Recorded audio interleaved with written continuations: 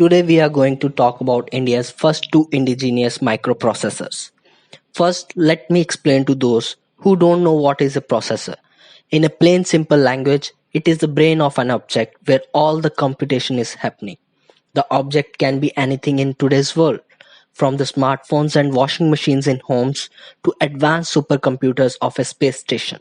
However, developing and manufacturing a microprocessor is not easy. It is expensive, risky, and needs much skill. Hence, only a handful of companies across the world have been able to manufacture and sell microprocessors successfully. India had the skills and money too. What lacked was the motivation and dedication to do something in hardware. So that was the reason that there were only two semiconductor fabs, both owned by DRDO, which were solely used for government projects.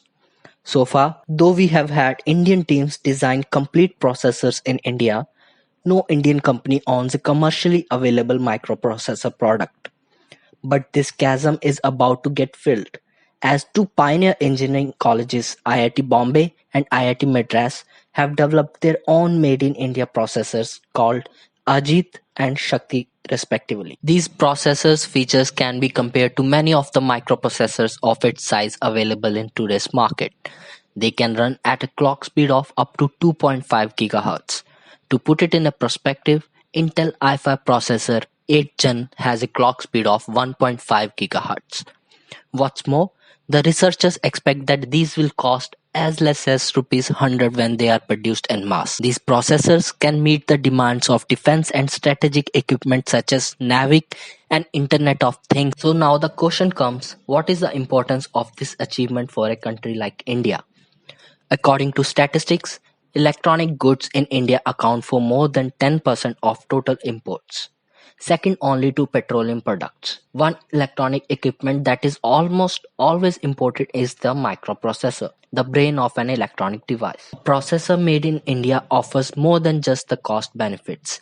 It provides the country with autonomy and self-reliance in the electronic sector and reduces our dependence on technology imported from other parts of the world.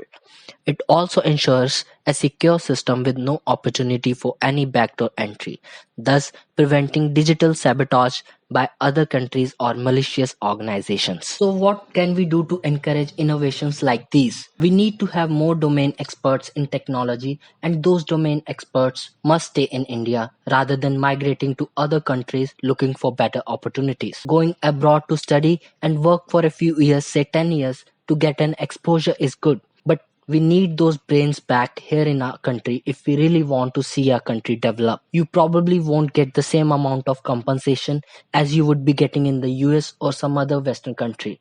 But remember, if we want our country to be successful, then we need to live for our country. For more details about the specifications of the processors, refer to the links under description. Thank you.